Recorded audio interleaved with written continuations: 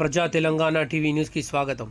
జగిత్యాల పట్టణంలోని వైశ్య భవన్లో ఆర్య వైశ్య సంఘ ఆత్మీయ సమ్మేళనంలో పాల్గొన్నారు నిజామాబాద్ పార్లమెంట్ కాంగ్రెస్ పార్టీ అభ్యర్థి జీవన్ రెడ్డి గారు.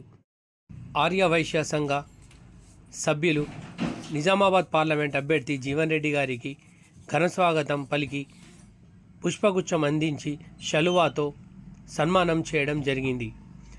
తదితరులు ఈ కార్యక్రమంలో కాంగ్రెస్లో చేరి కాంగ్రెస్ కండువా కప్పుకోవడం జరిగింది. అది కూడా ఇట్లా కొద్దిమందికి తప్పిపోతుందమ్మా. తప్పిపోయినోడికి ఇప్పించే బాధ్యత వెళ్ళి సునీల్ రెడ్డిది. ఈ నామో తప్పిపోయింది, మళ్ళా నేను ఎమ్మెల్యే గెలవలేదని చెప్పి నేను అనుకునేవు. ఎమ్మెల్యేను గెలవకున్నా కానీ రేవంత్ రెడ్డి గారు ఏది తురదో రాష్ట్ర ప్రభుత్వం అమలు చేయబడే ప్రతి సంక్షేమ కార్యక్రమాన్ని అది ప్రజానీకానికి అర్హత కాకుండా చేరవేసే బాధ్యత కాంగ్రెస్ పార్టీ పక్షాన నీ మీద పెట్టింది. చెప్పండి, నిజమాబద్దమా? ఇప్పుడు కొంతమందికి రేషన్ కార్డులు ఇవ్వవా, కొంతమందికి రేషన్ కార్డులు ఇవ్వు. వాస్తవంగా ప్రభుత్వం అమలు చేతలబెట్టే ఏ సంక్షేమ కార్యక్రమం అయినా రేషన్ కార్డు ఉండాలి. పోయిన ప్రభుత్వం ఏదైతుందో 10 సంవత్సరాలకెళ్లి రేషన్ కార్డు కొత్త ఇయ్యలేదు. ఆ పాపం వాళ్ళు చేసిండ్రు. దేవుడు ఏదైతుందో ఆ పాపాన్ని తగ్గట్టు వాళ్ళకి తలకాయ కొట్టిండు, ఆ పాపం తగ్గట్టు కొట్టిండు. మరి రేషన్ కార్డు ఇప్పించే బాధ్యత ఎవరిది? కాంగ్రెస్ పార్టీ.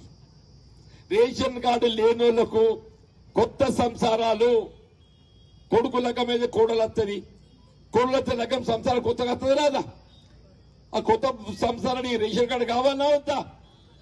సునీల్ రెడ్డి గారికి చెప్తున్నది కూడా నేను, ఏ విధంగా ప్రభుత్వ సంక్షేమ కార్యక్రమాల అమలుకు కొలతబద్ద రేషన్ కార్డు ఉందో ఆ రేషన్ కార్డు ఇప్పించే బాధ్యత కూడా ప్రభుత్వ పక్షాన కాంగ్రెస్ పార్టీ ప్రతినిధిగా సునీల్ రెడ్డి అని చెప్పి చెప్తున్నా. ఒకసారి మీకు రేషన్ కార్డు వచ్చిందంటే అన్ని వచ్చినట్టే. రేషన్ కార్డు వచ్చిందంటే అన్ని వచ్చినట్టే తల్లి చెప్పట్టు. నేను ఇప్పుడు కొంతమందికి ఇల్లు లేవా?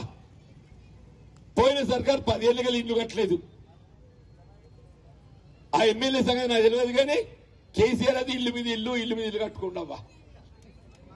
ఇక్కడ ఎంతమంది కానీ బషీరాబాద్ లా ఇండ్లు లేని వాళ్ళు ఎవరున్నా మా కులం లేదు, మతం లేదు, ఏది లేచి బిడ్డ చెప్పట్టు వాళ్ళు తుర్కోలు కానీ తెలుగులు కానీ వాళ్ళు ఎవరైనా కానీ దళితులు కానీ బలహీన వర్గాలు కానీ ఎవరైనా కానీ అవ్వా. నేను చెప్తున్నా, దసరాలో ముద్దలు పెడుతున్నా.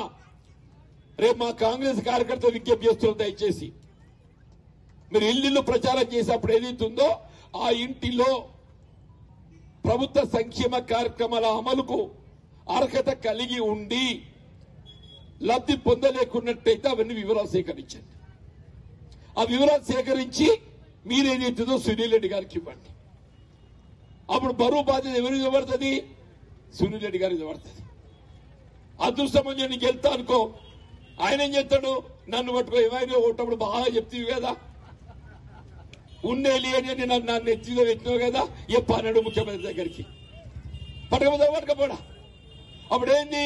బరువు కొద్దిగా నా మీద కూడా మోపుతాడు. సునీల్ రెడ్డి బరువు తక్కువ అవుతుంది, బరువు ఆయన మీద ఇంత ఉంటుంది, నా మీద పెడతాడు. కాబట్టి కాంగ్రెస్ కార్యకర్తలు అందరూ కూడా ప్రభుత్వం అమలు చేసి తలపెట్టే సంక్షేమ కార్యక్రమం ఇవ్వన్న కార్యం చెప్పట్లేదు. రేషన్ కార్డుతో మొదలెట్టుకొని సిలిండర్ బుడ్డి అర్హతుండి కూడా రాకున్నా, విద్యుత్ మాఫీ అర్హతుండి మాఫీ కాకున్నా, ఇల్లు లేని ఎవరు ఉన్నా గాని సరే ఇదేంటి బస్సు ఫ్రీ అయితే ఎట్లా అమలవుతుంది? అది దానికి తిప్పలేదు. రవాణా బస్సు ఎటుపోతాడు? ఫ్రీ అవుతుంది అయితే లేదబ్బా.